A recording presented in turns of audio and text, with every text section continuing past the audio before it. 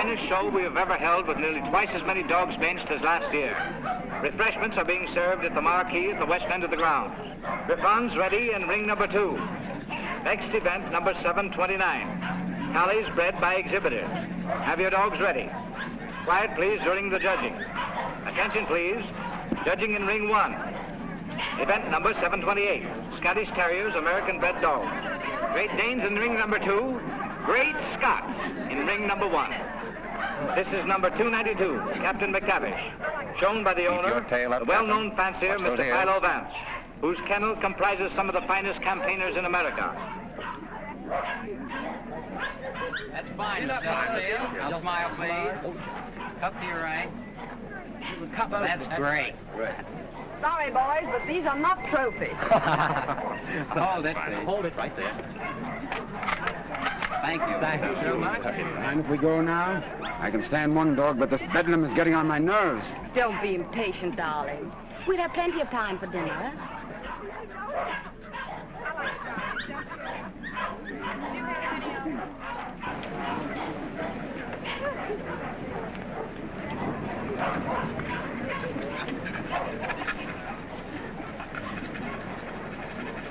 Hold it, 2.5. So. Event number 728. The blue ribbon won by Gillespie of Heatherstone. Dundee Deviler is runner-up, and Midlothian Gentleman receives the special. Better luck next time, Mr. Vance. Don't be downhearted, Captain. You're still champion with me. Maybe we'll have better luck in Italy, huh? Tough luck, Vance. I was hoping to have the pleasure of meeting you tomorrow. Oh, thank you very much, Mr. Cole. Perhaps you'll get stiffer competition from Sir Thomas MacDonald. Perhaps. Want to borrow Missy Morn for a second? But, Miss May, you know Mr. Hart, you don't want Raymond to bully his dog. Come along and protect him if you like.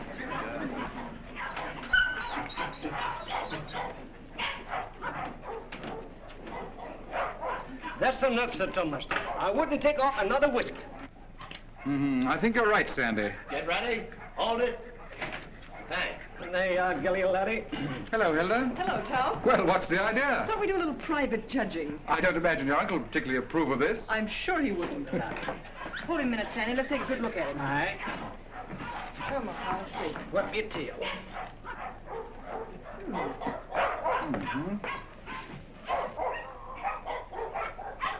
Well, what do you think? I think it's a pretty close thing. But I'm not worried. Eh, Sandy? I think you're better safe, sir. Here we are, sir. What the devil do you think you're doing, Hilda? Well, How do you do? How do you do, sir? I just wanted to prove that you're going to lose money to Tom when these two get into the ring tomorrow. And have you proved it to your satisfaction? So much so that I want you to loan me $1,000 to place on Gilly. Hilda. That's cheek for you. Wants to bet against me with $1,000 of my own money. I wasn't asking you for your money. I merely want you to loan me some of mine. As long as I control the purse strings, you're not going to do any betting against me. You'll be grateful that I've saved a few thousands of your fortune someday. But don't raise your hopes too high, Hilda. Bring that dog out here. I shouldn't let him worry you, my dear. You knew how I hate him, Tom. Things he's done to me. I despise him. Darling. Now, let's see. Where did I put that? Ah, here it is. Unsolved murders. You know, I almost forgot it. I wouldn't have been able to sleep a wink tonight, wondering who murdered who and why. How any intelligent man can read that drivel is beyond me, Brisbane. What time does that Chicago train go? 5 o'clock.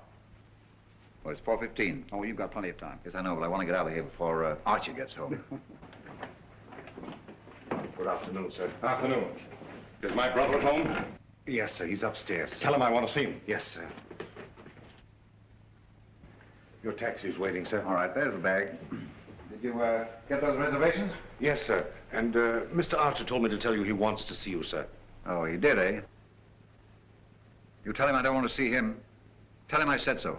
In those words, sir? Exactly. Unless you can think of something stronger. Yes, sir. Of course,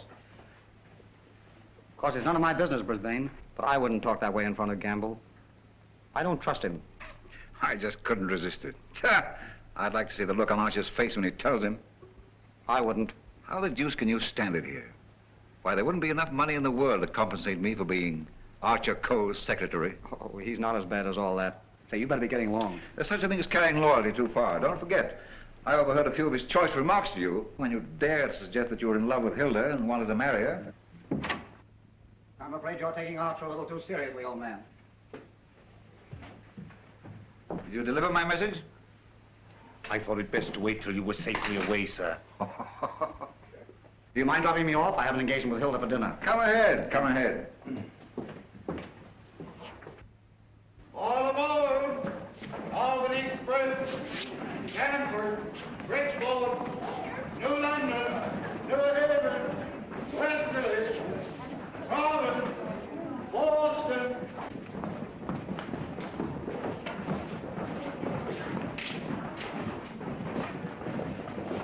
Here is Sir Thomas MacDonald new. What's the matter, Sandy? Something terrible's happened, sir. Gilly's gone. What? And I cannot find him. They've taken him off the bench, sir. Well, he couldn't have got loose.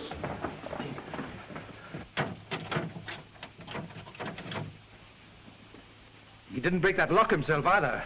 I haven't been away from that dog for 10 minutes all day, sir. I just went into the restaurant to get a wee sandwich, and when I come back, he was gone. Sir Thomas? Yes? I think we found him, sir. Where? Out in the alley, sir.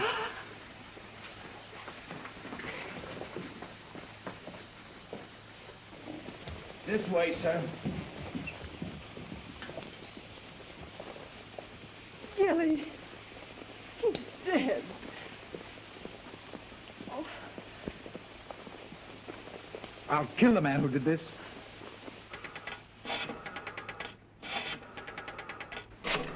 Listen, Tom, you mustn't do anything until you're sure, please. I've got my own ideas. Oh, I know Uncle Archer's mean and cruel, but I can't believe he'd do a thing like this.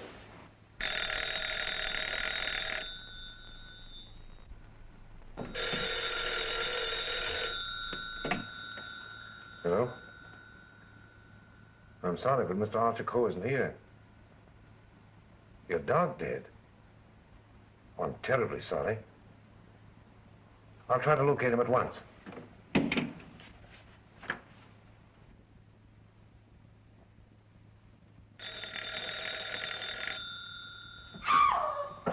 Go away from me, Hugh. Get out of here. Get out. I suspected it when I saw you together this afternoon. You're nothing but a two-timing... Get out of my apartment. Get out. From now on, it is your apartment. All yours. I'm getting out for good.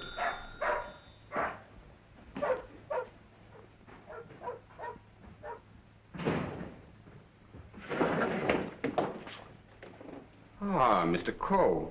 My dear friend, Yes, I see you are. Pardon? Yes. Oh, I am, how do you say it? Tanto allegro. I came to see you. I have received a cable from Milan authorizing me to complete the deal for your Chinese collection and confirming the price of $117,000. Means decorations and all that sort of thing from a very grateful government, I suppose. Oh, un momento. But it's no good now, of course. I've changed my mind. Oh, but you have promised me. You can't go back on your word. What would I tell my people? What would I say? Pity you didn't think of this before. You might have been a little more discreet, eh, Grassy? But you have signed a contract with me. Too bad for you. It's still at my home, in my safe. Oh, but you will. Most certainly destroy it. Tonight. I'll tell you what I'll do. I'll give you Miss Delafield for nothing.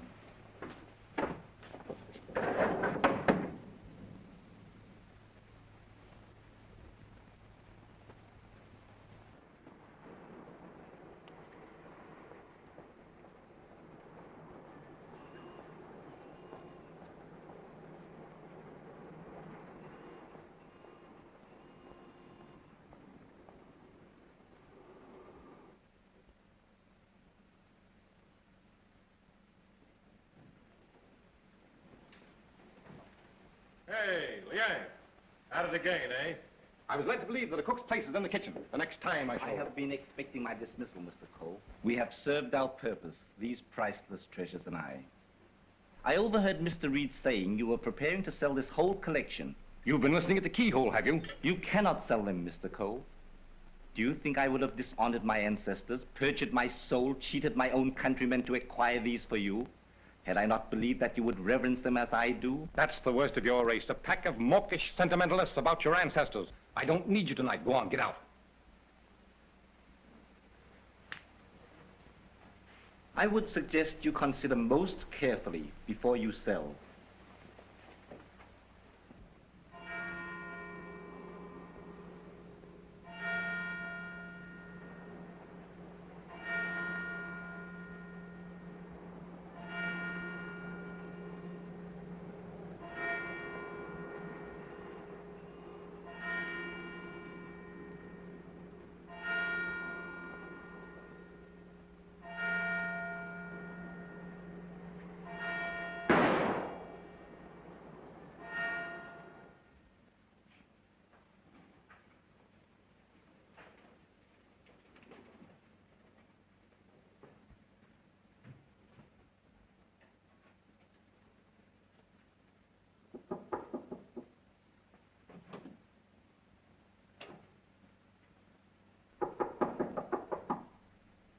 Cole. Mr. Cole.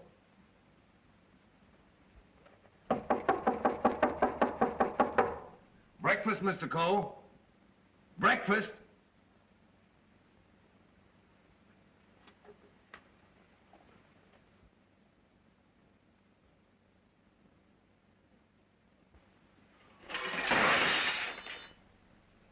Mr. Wrede! Mr. Wrede! Mr. Wrede! What is it, Gamble? Mr. Cole, Mr. Archer Cole has killed himself. Killed himself? When? How? He's sitting in there like, and the door's bolted. You're positive? Yes, sir. In his bedroom. Phone the police. Yes, sir.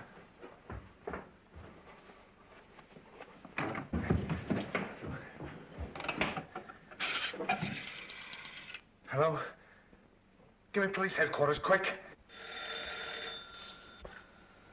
Homicide, Sergeant Miller speaking. Now, wait a minute, I don't get you. Take it easy. All right, let me get worse. Suicide. Suicide? Wait a minute, you're not going to run out on this hand. Yep. Who? Archer Cole, 98 East 71st Street. Okay, I got you. Is that it, Sergeant? Yeah. Well, goodbye, Ernest. Sergeant Heath, to you, cub. Kick in with that 6 bits. Oh, relax, will you? This is your case, Sergeant. You better get the boys out. 98 71st Street? That's right. All right, come on, Snip. Tell Dr. Doremus to hurry right out to 98 East 71st Street. Did you say east, Sergeant? East, yes. I got it. Daily Mail? Give me city desk. Calling car 18, car 18. Oh, times? Charlie Adler. 98 East 71st Street. Last night, Archer Cole committed suicide. Proceed immediately and call your station for instructions.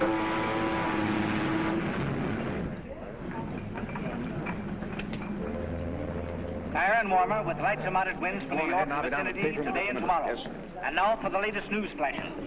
Archer Cole, the well-known sportsman and collector, committed suicide last night at his home, 98 East 71st Street. His body was discovered by the butler at 8 this morning when he took up a breakfast tray. No reason has been advanced for this action as Mr. Cole was in excellent health and had no financial trouble. No news has been received from the crew of the... Is the land phone still connected? Yes, sir. But it will be disconnected in about 2 minutes, sir. I see.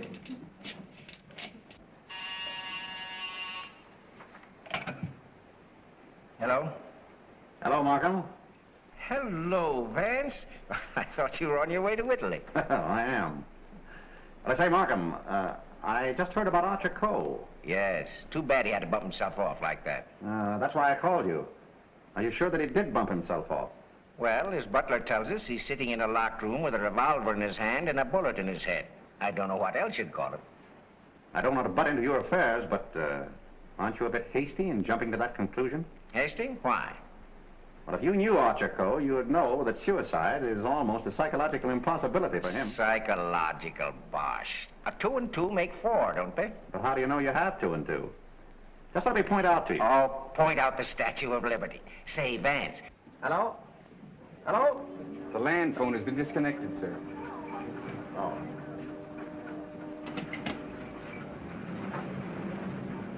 Will you have my luggage brought up? Yes, sir. Steward, Just have them send it ashore. I've decided not to sail. Sir? Vance, you've been right about a lot of cases in the past, but I can't help smiling at you getting off that boat and giving up a swell trip, all because of a hunch. As a matter of fact, Markham, more than a hunch. Huh? It just so happens that I talked with Archer Cole only yesterday. What? Where? The Long Island Kennel Club. You know, I can't conceive of a man on the verge of suicide being very deeply concerned over winning a championship at a dog show, can you? No. What do you mean? Simply this. As late as yesterday afternoon, Archer Cole was looking forward with the keenest anticipation to winning a blue ribbon from Sir Thomas MacDonald today. Sir Thomas MacDonald. Say, wasn't it his dog that was found dead last night? Right. And Archer Cole found dead this morning. You suppose there might be some connection there? I don't know. But if someone were to try to kill Captain McTavish, I'd probably turn murderer myself, wouldn't I, Captain?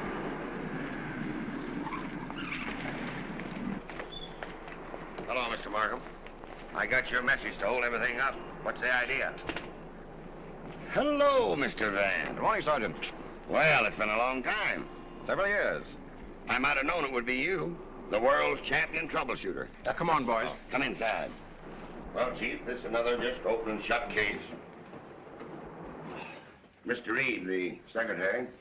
This is Gamble, the butler. Yes, sir. Mr. Markham, the district attorney. How do you do, sir?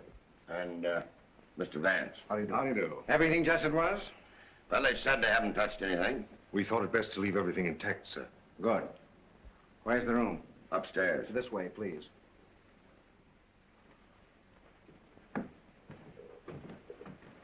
You've been in Mr. Cole's service long? About 3 months, sir. And before that? Why, unfortunately, I was unemployed, sir. This is it, sir. Yep, he's there, all right. Just like I told the police on the phone. I tried the door, found it locked, looked through the keyhole, and there he was, dead. I think this is a job for you, Sergeant. Certainly, Mr. Vance.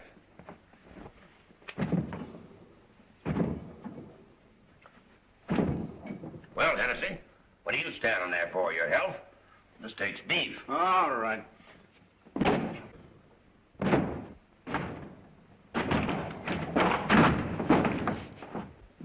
Congratulations, Sergeant. What is this, a bedroom or a museum? More junk here than in a Chinese josh house.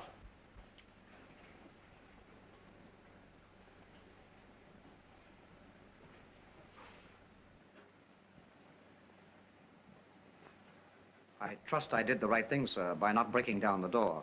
I realized I could be of no help to him. Oh, he's been quite dead for hours. Bumped himself off, that's plain enough. Certainly looks that way, Vance. I'm afraid your trip was spoiled for nothing. I think not, Markham.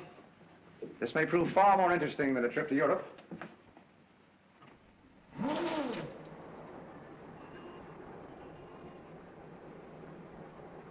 You carry a gun? No, sir.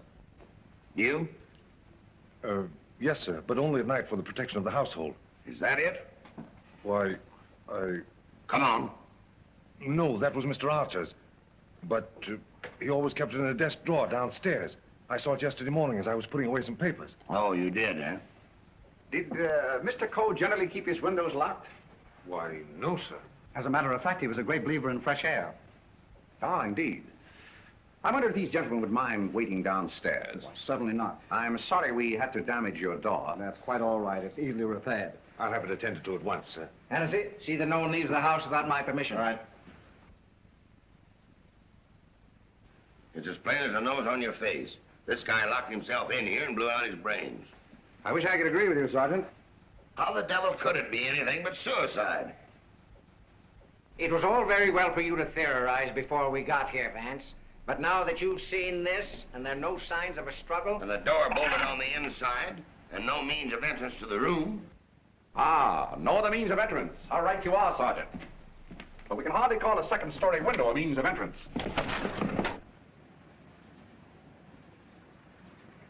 And nothing here that even a human fly could crawl on. So why should Archer Cole lock his windows? Particularly if he was a fresh air enthusiast. I'm afraid your reasoning is not altogether convincing.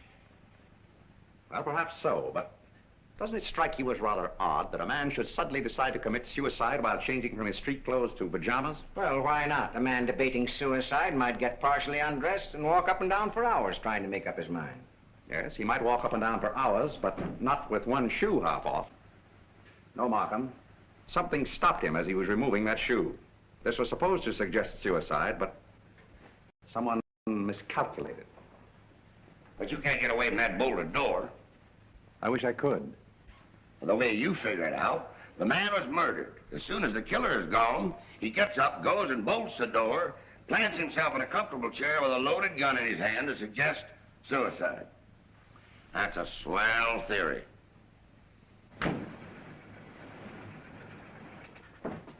Hello, Gamble. What is this? What's happened? Something terrible has happened, Miss Lake. Hilda. What is it, Raymond? What is it? It's your Uncle Archie, Hilda. He killed himself last night. Where? They're upstairs.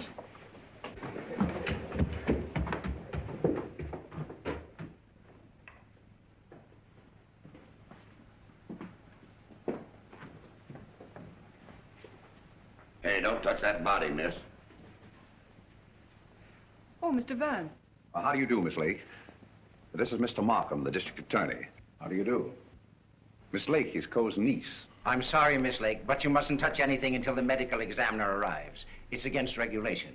Is it also against regulations to tell me what's happened? We arrived only a few moments ago. We found your uncle as you see him. It has every appearance of suicide. I doubt it. Do you know of anyone who would have reason to kill your uncle? Yes, I had for one. Why, Miss Lake? Because he stood in the way of everything I wanted. He made my life miserable because he held the purse strings. And because he was jealous of every man who came near me. I was afraid of him. Oh, the horrible nights I've spent in this house. Are we to accept your comments as a confession of murder, Miss Lake? Look here, Markham, that's ridiculous. Please, Raymond. I think I can handle this situation myself. When we found your uncle, Miss Lake, the door was bolted from the inside. Bolted inside? Oh. Maybe he did shoot himself. Can't you make up your mind? Do you know of anyone else who felt as you do about your uncle? Practically everyone he came in contact with. He was ruthless. He wanted his own way in everything. I imagine there are plenty of Chinese who will be glad to know that his collecting days are over. Ask our cook. I shall. Can you think of anyone else? Well, Uncle Brisbane shared my feelings toward him, I'm sure. Where is this Brisbane guy? Maybe he decided to do something about it. That's impossible. He's on his way to Chicago. He left on the 5 o'clock train yesterday afternoon. He'd be just about getting there by now. Well, you'd probably like to wire him, wouldn't you? Why, yes, of course. Is that all? For the present, yes.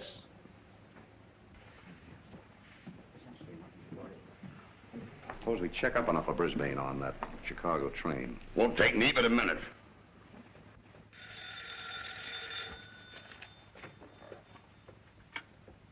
Hello? Come on, Simpkin. Get your feet off the boss's desk and jump down to Grand Central.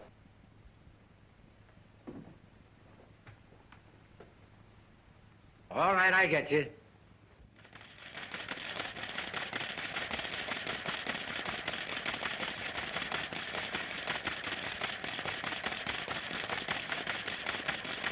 Yes, Mr. Heath. Langham Hotel, Chicago?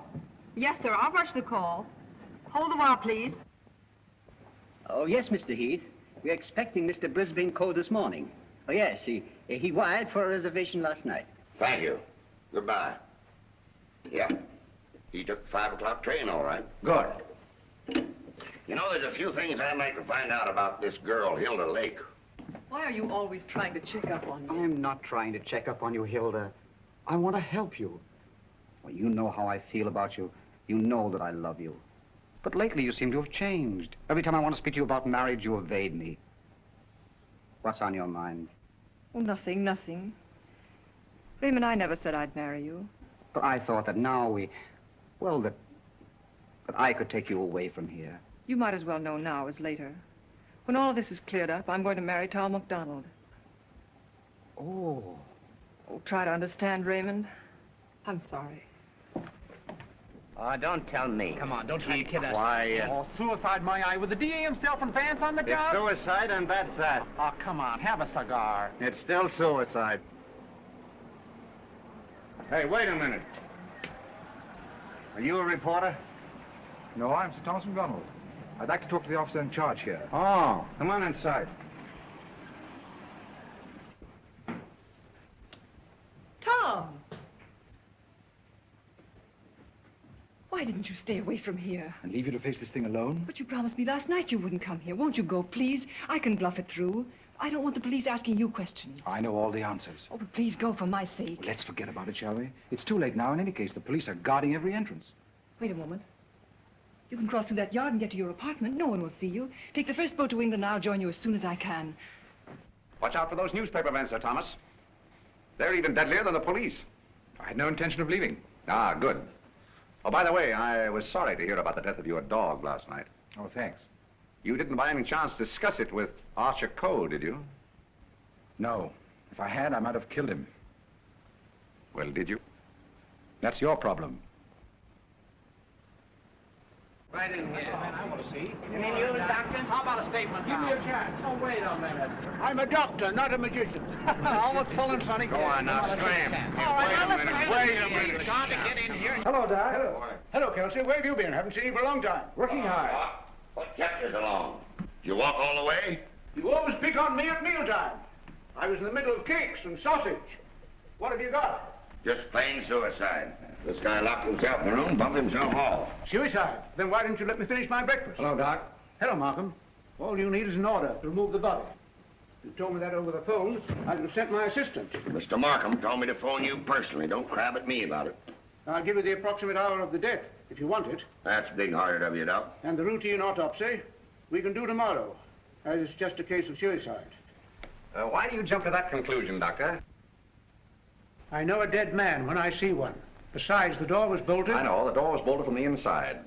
But what about the body? Hadn't you better have a look at it? I was going to. I'm a doctor, not a detective. This man is dead with a bullet hole in his right temple. He's holding a gun in his right hand. Just the kind of wound that might have been self-inflicted. The position is natural, and the door was locked on the inside. Well, let me see. That's strange. Did you find something to disturb you, Doctor? Plenty. There's blood in his mouth. And he's got a skull fracture from some club-like instrument. Now, what about the bullet wound in his temple? There's no blood there. That's so. Gentlemen, when that bullet entered this man's head, he had been dead for hours. Can you place the time of his death? I'd say from 8 to 12 hours ago. Would you say that the revolver was placed in his hand before rigor mortis set in? Yeah. Did he die from the effects of the blow on the head? No. Probably rendered him unconscious for a while, but that wouldn't have killed him. Not powerful enough. The blow didn't kill him, the bullet didn't kill him, and yet he's dead. Suppose we try to find out just what did kill him. Glad you thought of that, Mr. Vance. It's not a bad idea. Perhaps I'd better take another look. All right, boys. Let's pick up these clues before they get mussed up here. Hey, just a minute, Doc, please. Ready? Give me a hand, Sergeant. Help me lift the body over to the bed. Where do you want to put it? All right, boys, the regular routine. Let's get this body over on the bed. Around the handles, around the body. Let's get that neat and fine. All right, Chief. Get all. Hey, here they come, boys. Let's get it. All right. Lift him easy. Easy. Very good. There he is. Now then, All right, just a little more that way. All right, That's there better. for you, Doc. That's it. There couldn't have been much of a struggle. His hair isn't even mussed. Maybe somebody slugged him and then combed his hair. By George! Now I've got it. Stabbed below the left shoulder blade, near the spine. There's no external bleeding. Internal hemorrhage, huh? That's it. What do you think of the suicide theory now, Sergeant? Well, it's slightly complicated for him to shot, slugged, and stabbed himself, particularly in the back. Yes, very complicated. Oh, Markham. Yes. You see, there's no hole in the back of his pajama jacket. So he couldn't have been wearing that when he was stabbed. Forget this. There's a hole in the back of his coat, and another in his waistcoat, blood-stained. He must have been fully dressed when he was attacked. That lets me out. I finished. I suppose you'll want a quick autopsy. Yes. Get that body down to the morgue as soon as possible. Good day, gentlemen. Good day. Hey, Doc. Yes? Do you think there's any possible chance of that being suicide? What? All right. Just a fair question, big boy. Go on home and get your hotcakes and sausage. You need the strength. Hennessy. Yeah. Hurry up to that dead weight. Right. Any report on that wire? Not yet, Sarge.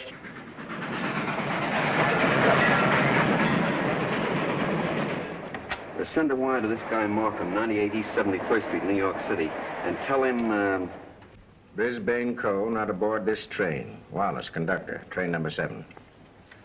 Sit down.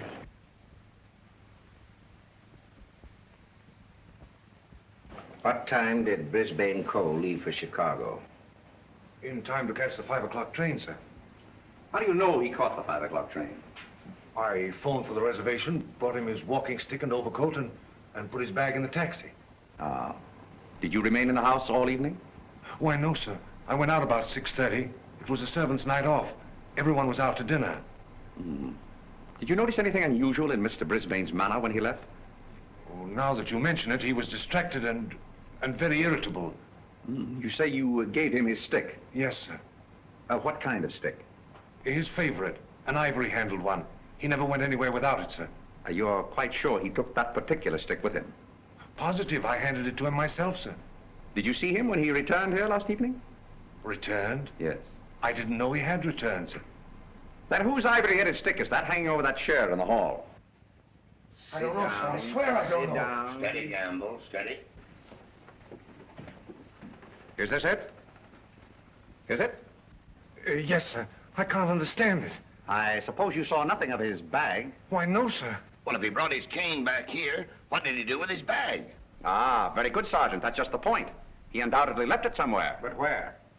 I should think the most logical place would be the check room at the Grand Central Station. What kind of a bag was it? Just an ordinary pigskin bag, sir, with his initials, BC, on it. Is that it?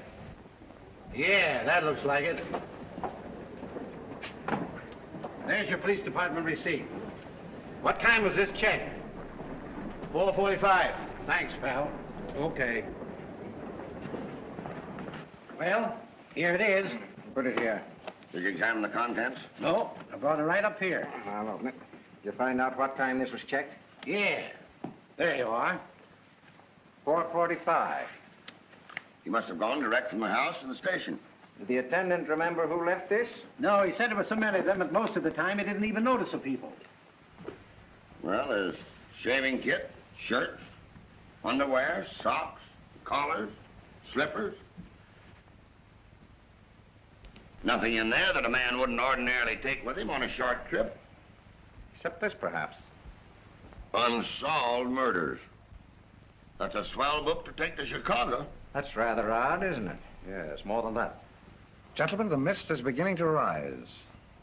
I think I know at least a part of what happened here last night. How about this? Let's say that Brisbane Co. started for Chicago on a night when he knew that no one but Archer would be at home. He missed his train purposely, checked his bag at the station, and returned here to kill his brother. To make a perfect alibi, he planned to take a later train to Chicago. But something stopped him. And something stopped Archer Co. before he could remove his shoes last night. You see what I mean? Those shoes of Archer's, that bag of Brisbane's, his stick hanging there in the hall, it shouldn't have been there. Wait just a minute. Oh, Gamble. Where did Mr. Brisbane usually put his hat and overcoat when he came in? He always hung them in the closet, sir. Which closet? This one.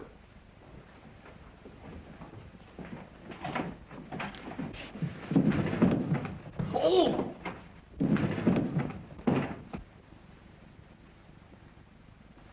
Mr. Brisbane. Well, Mr. Vance, where are we now? I should say somewhere in the middle of the Gobi Desert.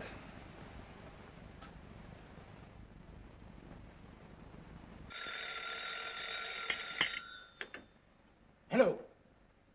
What? Again? I'm right in the middle of my lunch. First you interfere with my breakfast, then you ruin my lunch. Don't you boys ever eat? No, I'm on a diet. Oh, all right. Hello. All right, I'll attend to that later. Get me the wagon and the fingerprint gang.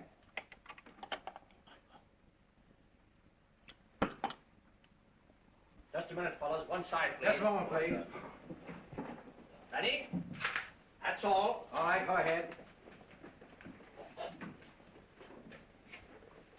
Here. He's been dead for hours. And me thinking all the time he was playing possum. Well, there are too many people in the world anyway. Mr. Vance, this is just ordinary junk. I'm afraid so. And I'd rather hope for something important. Which one of the two victims died first, Doctor? Archer Coe, I think. This one a little later. And the weapon?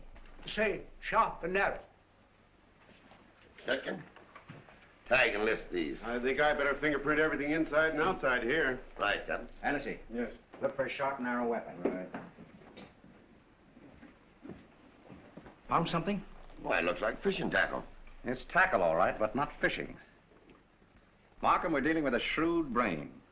The technique of this crime was very cleverly worked out. But something went wrong. Sergeant, here's your order for the removal of the body. Thanks, Doc. So long. I want food. Well, nobody's stopping you. And if you've got any more corpses, bring them out now, will you? I can't be running up and down here all day. What do you mean running up and down all day with that swell car the city gave you? Oh. Nothing upsets the doctor.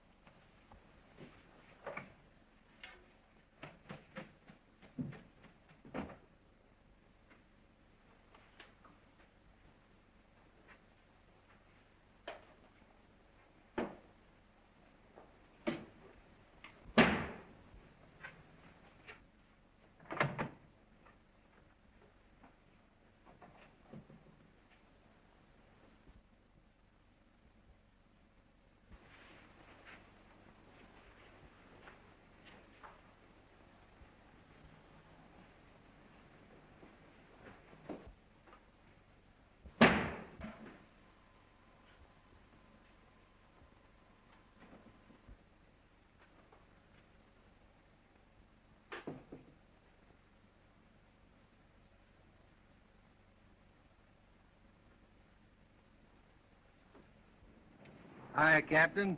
Going in to take charge?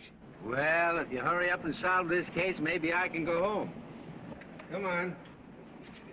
I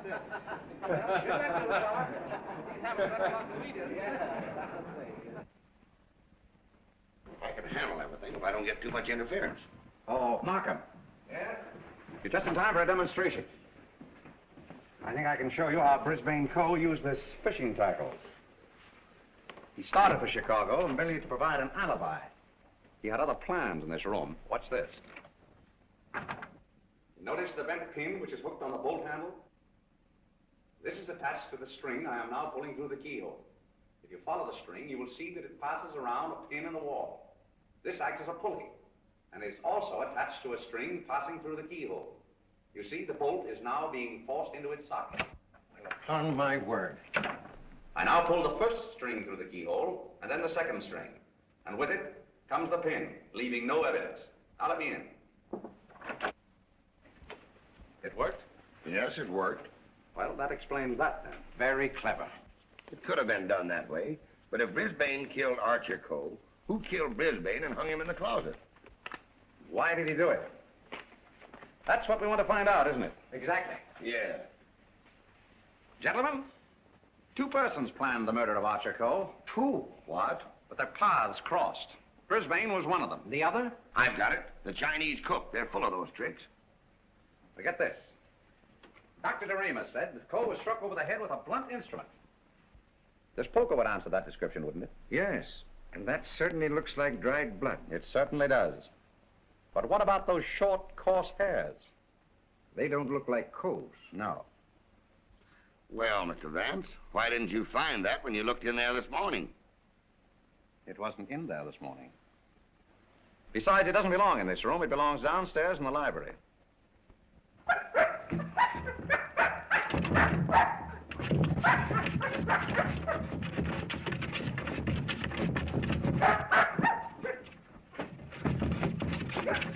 That you, Captain? What's the matter with you? What is it, Captain? What is it, Captain? You're all down here?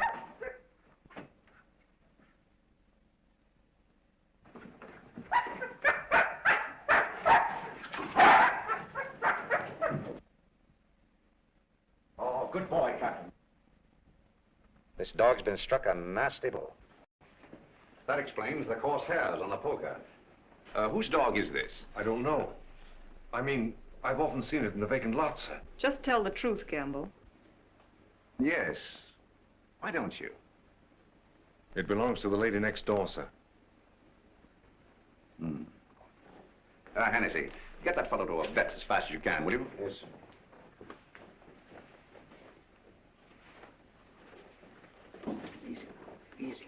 Easy. Now, Gamble, let's have the name of the lady next door. Doris Delafield. Yes, I'm Miss Delafield. Won't you sit down, gentlemen? Thank you. I'm sorry I didn't win you a trophy at the dog show. You're quite a fancier, aren't you? Yes, somewhat. I'm interested in one of your dogs, the Doberman. You mean Figaro? I wonder if I could have a look at him.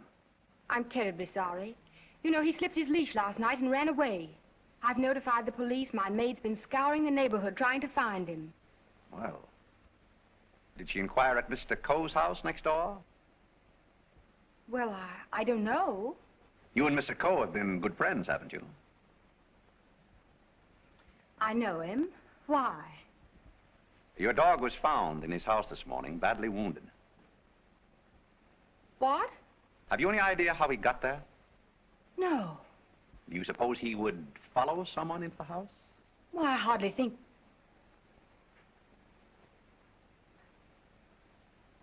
Now, what are you driving at? Mr. Archer Coe and his brother were murdered last night. Murdered? I was afraid that... Just a moment. Hello. Is that Miss Doris Delafield's apartment? Would you please tell Miss Delafield that we couldn't get the reservations for her and Mr. Grassy on A deck, and ask her if B deck would be satisfactory? Miss Delafield will not be sailing. You can cancel a reservation for them both. Both? Do you mind telling me whom the other reservation was for? I refuse to answer that question. Would it be Mr. Grossi? But I am Mr. Grossi. And if I didn't cancel those reservations, who did? What? Miss Delafield. Oh, no, she didn't. No, really, there's been a mistake. As soon as I can find out about this, I'll call you back.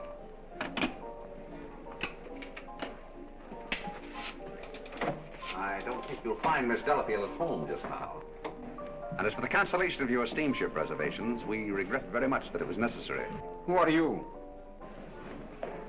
This is Mr. Markham, the district attorney. Oh, I'm honored, but I'm afraid I don't quite understand. It's about this. As a matter of fact, Mr. Coe didn't commit suicide. He was murdered.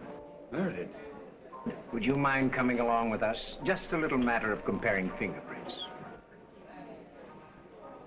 No, not in the least.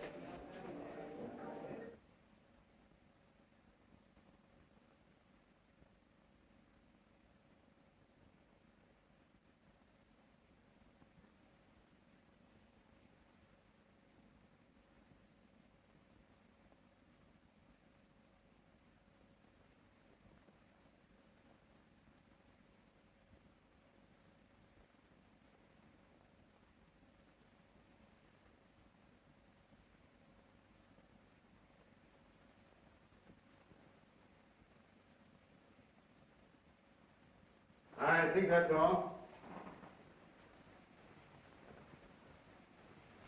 Found anything yet? The one taken from the doorknob is too blurred for identification, but this one is very clear. It appears to be that of Liang, the Chinese cook.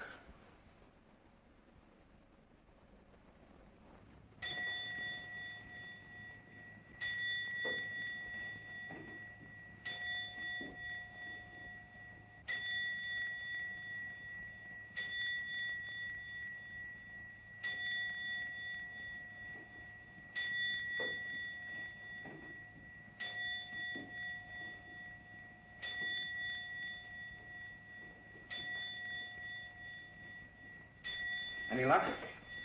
No, not yet. Well, it must be here somewhere. I'm positive that the dagger that killed the Coles belongs in that sheath. Tired, Markham? No.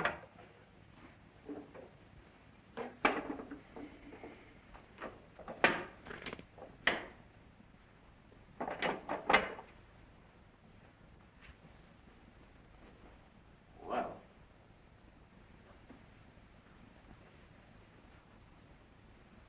That's strange. What is? The King Yar vase is missing. It's the most valuable in the whole collection. That's all that's left of it. If I'm not mistaken, that's blood. Blood? Markham, I'm coming more and more to the belief that Archer Cole was killed in this room. That poker, this dagger sheath, now these fragments, all here. But, Vance, do you mean to tell me that the dead man walked upstairs? I'm not trying to tell you anything but the facts. It's the most remarkable case in my experience.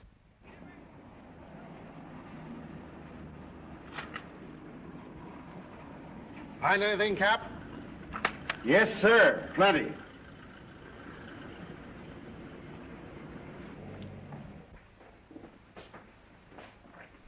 Oh, Mr. Wrede.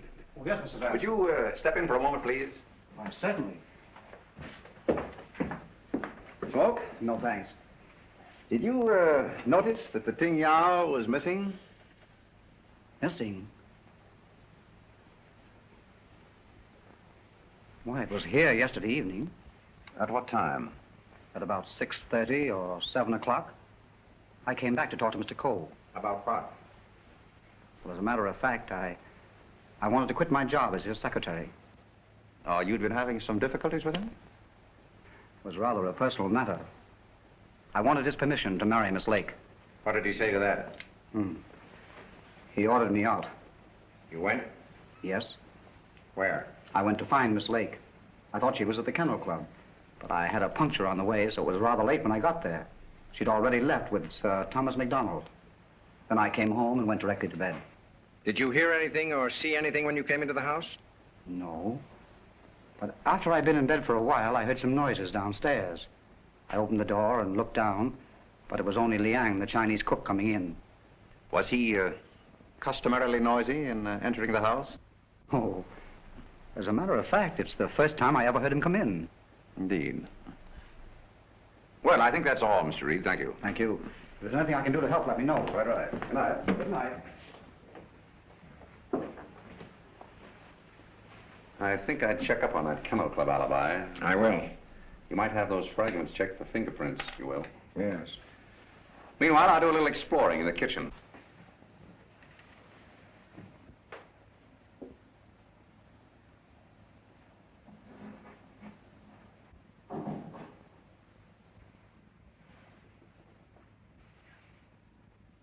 Why, Mr. Vance, I thought... Get Markham.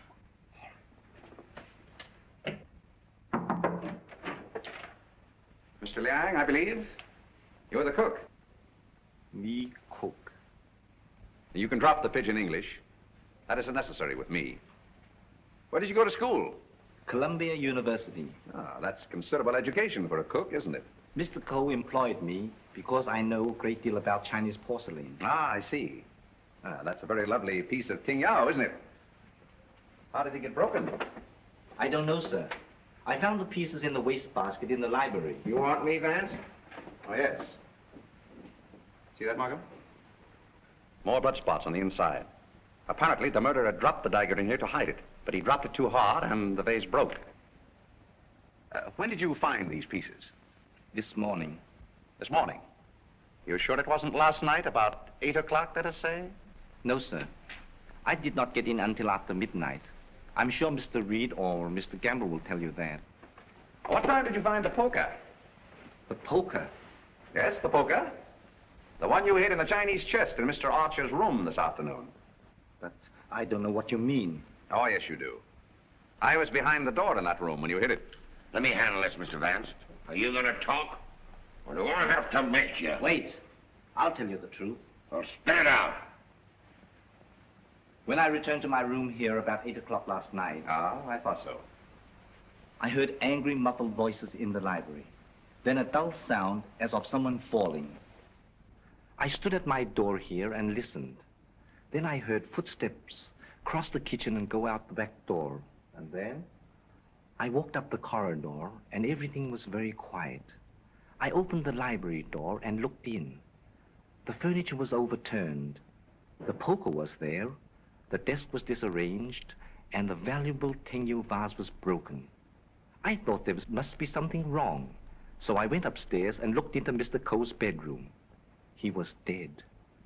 Fearing that I might be suspected, I went back to the library and picked up the broken pieces of the vase, and together with the poker, I took them to my room. And knowing that you were alone in the house, you were afraid you might be suspected. So you hid the weapons and left. Yes, sir. You returned to the house about midnight and purposely made a lot of noise so as to establish your alibi. Is that right? Yes, sir. All right, then. Where'd you put the dagger? I did not find the dagger. Don't give me that.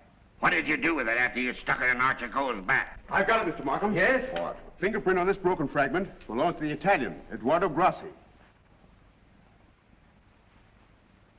Well, Mr. Vance, looks like somebody else miscalculated. Yep, it fits. Oh, that doesn't prove anything. What about this?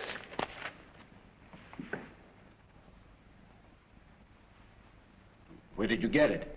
It was in Archer Coe's pocket. What were you doing outside the drawing room window last night? Why, I wanted to be sure that he was alone. Why?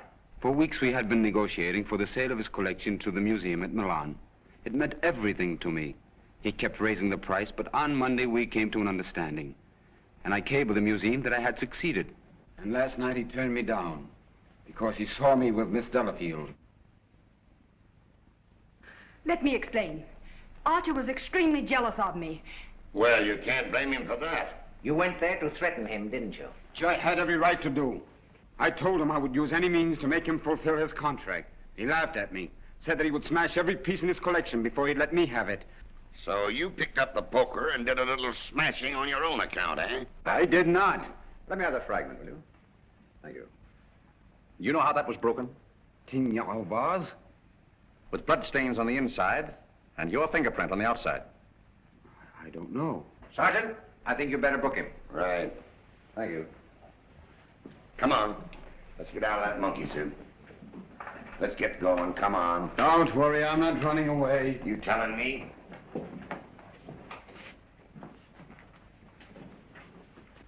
I suspected the Italian all along. Exactly. But why should Grassi also stab Brisbane? And what about the Doberman? You see, Markham, we have nearly all the pieces of the puzzle, but none of them seems to fit. Here we are. This isn't it. This is the basement. I know. Come on. I just want to see where this goes.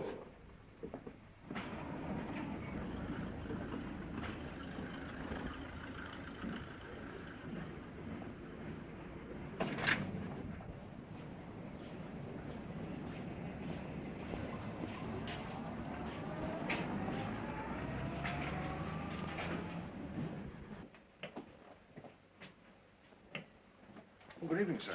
Gamble? By the way, how long have you been using that name? All my life, sir. Dubois checked Gamble's fingerprints at the Identification Bureau, and who do you think he turns out to be? Not Gamble? No. Atlantic Eddie. He used to work the boats on both sides of the ocean. Honestly, Mr. Vance, I haven't turned a trick in 5 years. Oh, that's all right, Eddie. I just wanted to let you know that we're old pals. Sir, someone slipped in the back door and went into one of the front rooms.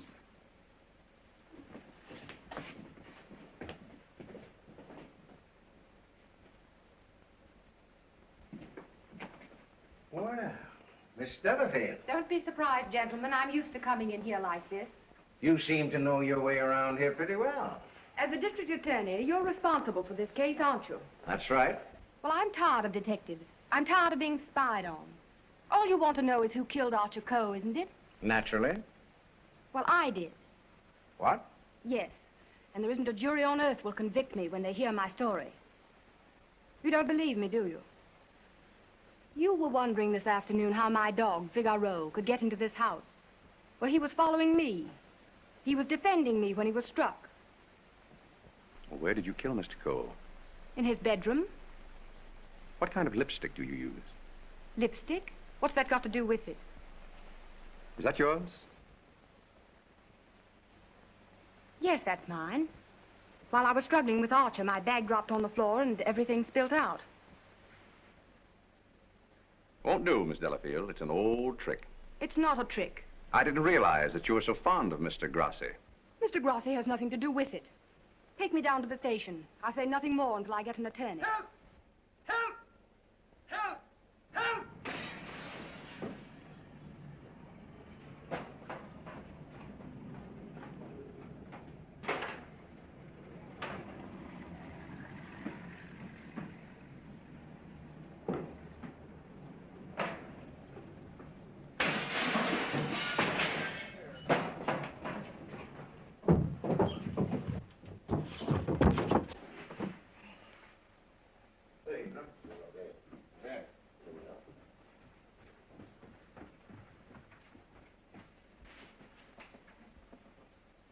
This guy's been stabbed, hasn't he?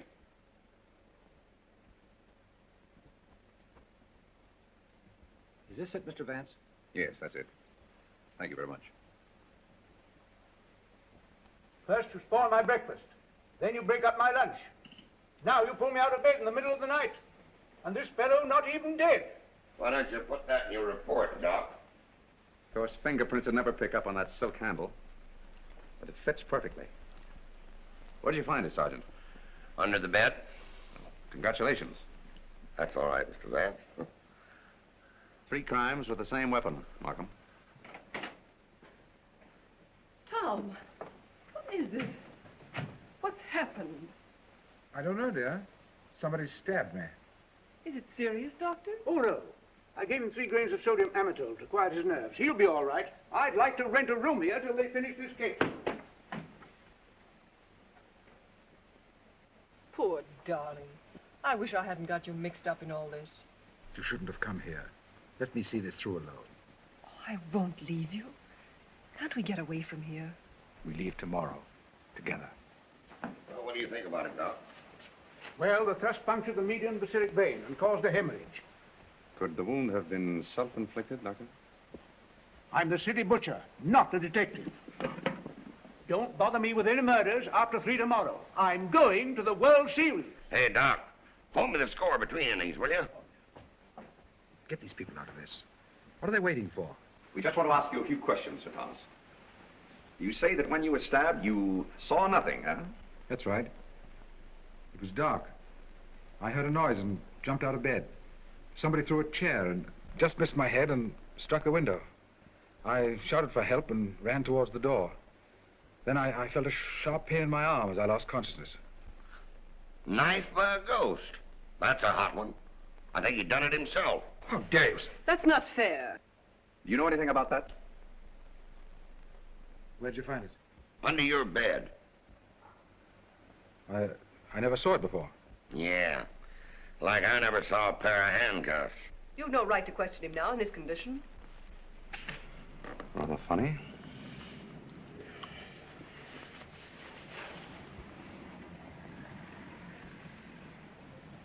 You see what I see in Archer Cole's room? I have a suspicion that whoever killed the Coes came from this house. Probably from this room. Gentlemen, I think I can fit the pieces of this jigsaw puzzle together. Now, here is East 71st Street. This is the Coe house, the yard, and the apartment house next door. Now, let's have a look inside. This is MacDonald's apartment. Directly opposite is the window of Archer Coe's bedroom. Underneath MacDonald's apartment is the cozy little nest of Miss Delafield and her temporary guest, Mr. Grassi. This is the elevator, and here are the stairs that lead directly to the back entrance. From there, it's easy to reach the back entrance to the Coe house across the yard. Now, that's the front hall, and here's the library. On Wednesday evening, between 7:30 and 8 o'clock, Archer Coe was sitting alone in that room. Now remember, it was the servant's night off. The killer must have known this when he came in the back door. He was so intent upon what he was planning to do that he must have left the back door open, because from somewhere in that vacant lot came a dog, a Doberman Pinscher, belonging to Doris Delafield. He saw the back door standing open and went in. Meanwhile, the killer was moving along the hall toward the library, making absolutely sure that Archer Coe was alone. He knew exactly where he was going and exactly what he was going to do. He came so silently that it must have startled Archer Coe when he looked up and saw him carefully closing the doors. It is my conjecture, gentlemen, that a terrific argument took place. Archer Coe must have struck him, and as he fell back, he picked up the poker as the first weapon that came into his hand. He struck Archer Coe on the head. Coe collapsed across the desk, his hands groping in the drawer of the desk for his gun. Then, in the blind rage of the moment, the killer saw a Chinese dagger. He seized it and stabbed Archer Coe in the back. Coe probably fell to the floor. Meantime, our Doberman Pinscher was coming closer and closer, probably attracted by the sound of the struggle in the library. As the killer opened the door to escape, he saw the Doberman Pinscher in the hall coming toward him. He again picked up the poker as the dog entered the room. True to the instinct of his breed, the dog sensed an enemy. He leaped. The killer struck, and the dog fell, badly wounded. Now he tried to hide the dagger in the Tingya vase. He dropped it too hard, and the porcelain broke into bits. He picked up the dagger again and went out the same way he came in. Meanwhile, Coe slowly regained consciousness and pulled himself to his feet. You remember, gentlemen, that Dr. Doremus said Coe died of an internal hemorrhage. And that is the key to the whole situation. Archer Coe, already a dying man, walked upstairs. And what is even more terrible, he did not know that he had been stabbed. He went to his room and, feeling a little faint probably, he removed his coat and vest and hung them in the closet where we found them. He put on his pajama top and went to the window and raised the shade. Can you imagine the killer's emotions when, from someplace in the apartment house across the vacant lot, he looked over and saw the man he thought he had killed standing there at the window? He knew then that he had to go back and complete his job to save himself. Feeling very faint by now, Archer Coe went from the window to the chair beside his desk, where he sat down. There, he started to remove his shoes. You remember just how we found him. In the very act of removing them, before he could get one of them entirely off, he died. I don't think he ever knew what killed him. Now we come to the most awful part of the tragedy. Brisbane Coe came back to the house with a cleverly worked out plan for killing his brother. He also knew that it was the servants' night out and that he would not be disturbed.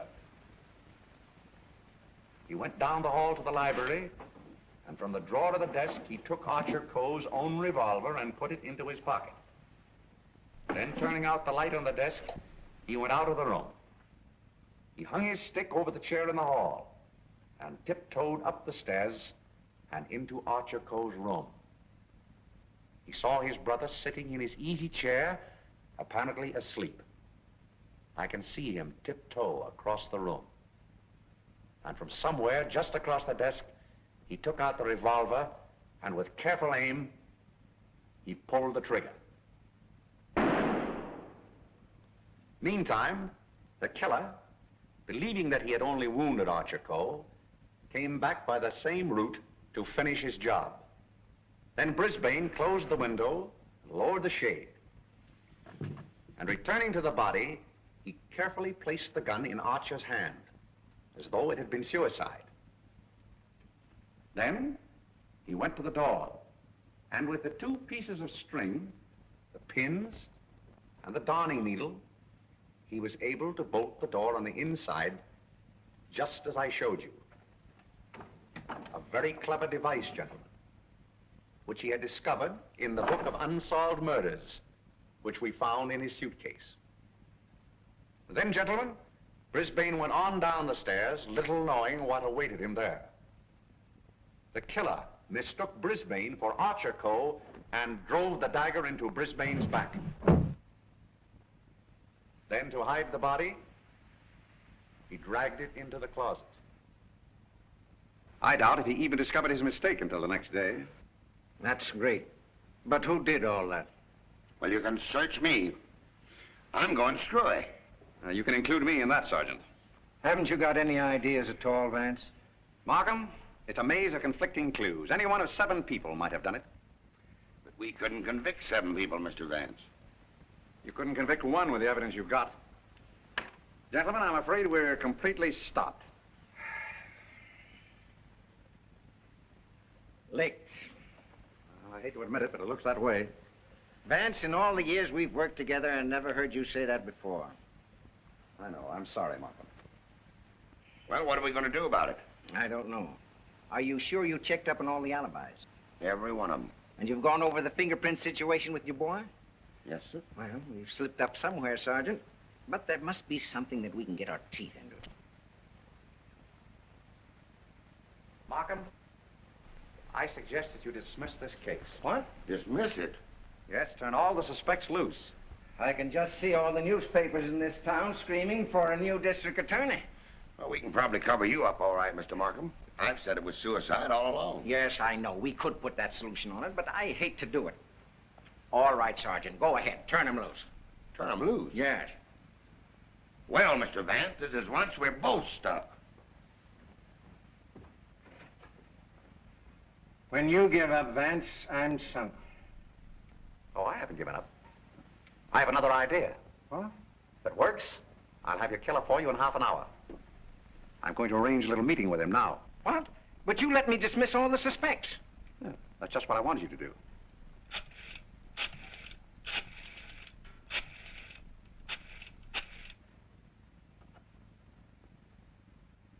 Hello? This is Mr. Vance. I hope I haven't disturbed you. See, I wondered if you'd do me a little favor. Mr. Markham. Yes. Can I see you a minute? That suicide story might work all right for Archer Co., but I forgot all about Brisbane. Well, never mind about that now. Just release the suspects, as I told you. All right. That's it. Yes? That's right. At 4:30. And just get him into an argument. Oh, I'll have him with me. I'm depending on his instinct. That's right. Thanks. If we can catch him off his guard, I think he'll give himself away. Come on, Markham. We've got to get there before 4:25. Mr. Vance. They're in the library now. Oh, darling, let me help you. All right, Dorothy.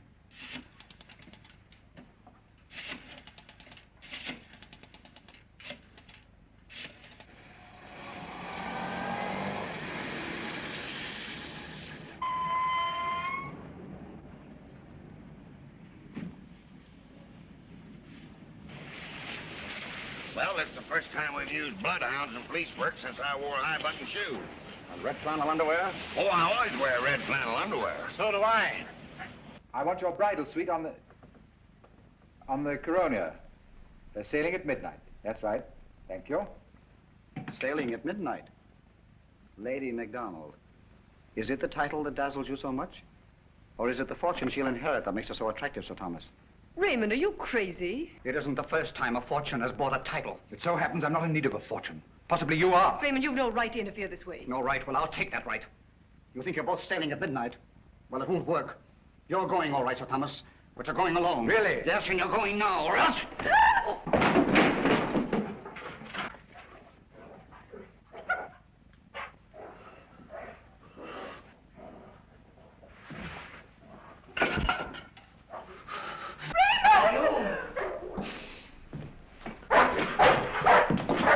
Ah, the poker again, huh?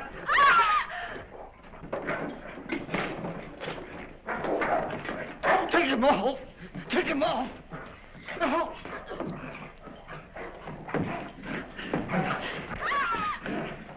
Take him off! off, will you? Will you take it off?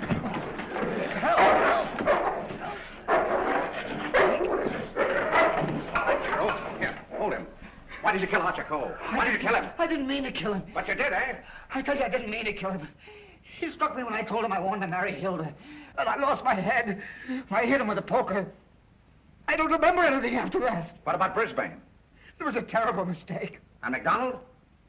I still would kill him if I could. There's your man, Sergeant. You made a fatal mistake, Wrede, when you reached for that poker. Somebody swiped my bracelets. You dropped them in the pantry. Oh. All right, Hennessy. Leave down booking. I want to thank you very much for your cooperation. Not at all. It was Sir Thomas I telephoned from your office, Markham. He very cleverly helped us stage this little scene. We have to thank the dog for the rest. Well, we did it again, Mr. Vance. Congratulations, Sergeant. Thank you. I'll certainly mention you in my story to the papers. Thank you. Oh, that's all right, Mr. Vance.